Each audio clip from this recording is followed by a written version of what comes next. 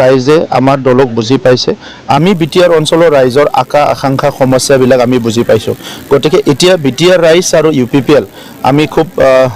আমাৰ যিটো বন্ধন এটো খুব শক্তিশালী হৈ উঠিছে আৰু নট এটা জনগোষ্ঠী মাত্ৰ নহয় সকলো জনগোষ্ঠী সকলো ধৰ্মৰ লোক আমাৰ দলৰ লগত সকলো এতিয়া ভাল এটা মিলা প্ৰীতিৰ লগত আমি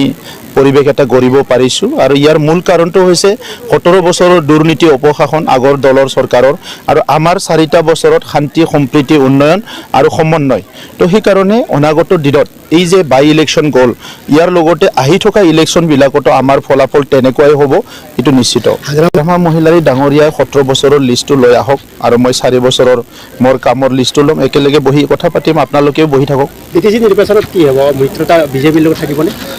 ইয়াৰ কাৰণে অলপ টাইম আছে মিত্ৰতাটো আছে আমাৰ কেন্দ্ৰটো আছে ৰাজ্যটো আছে কাউন্সিলটো আছে মিত্ৰতা নহব বুলি একো দেখা নাই মিত্ৰতা হ'ব বুলিহে দেখা পাই আছো গতিকে ইয়াৰ ওপৰত কথা ক'বলৈ আমাৰ সময় আছে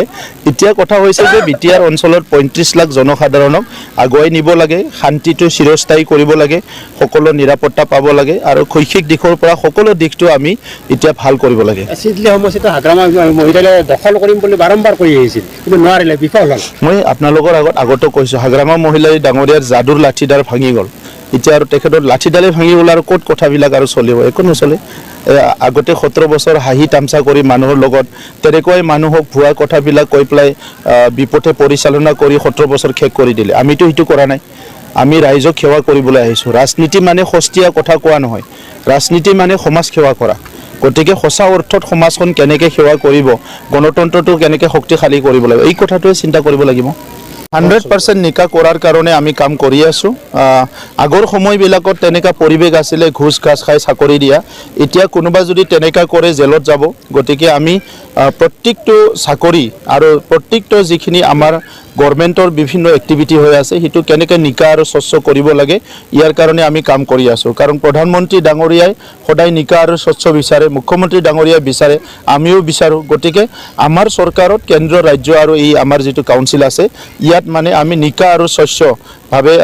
যেটো শাসন যন্ত্ৰ হিটো আগুৱাই নিয়াৰ কাৰণে কাম কৰি আছো চাওক আজি মইতো মদাহী জনগোষ্ঠীৰ তাত আহিছো গতিকে মোৰ মেছেজটো আদি মদাহী জনগোষ্ঠীৰ কাৰণে বিটিআৰবাসী অসমবাসীৰ কাৰণে নতুন বছৰত দিছো বিহুত দিছো হয়নে দুৰ্গা পূজাত দিছো গতিকে আজি স্পেচিয়েল মেছেজটো হ'ল মদাহী জনগোষ্ঠীৰ লগত আমি আছো মদাহী জনগোষ্ঠীৰ অনাগত দিনত দুখ দুৰ্যোগৰ লগত আমি থিয় দিম যিবিলাক সমস্যা আছে সমাধানৰ কাৰণে কাম কৰিম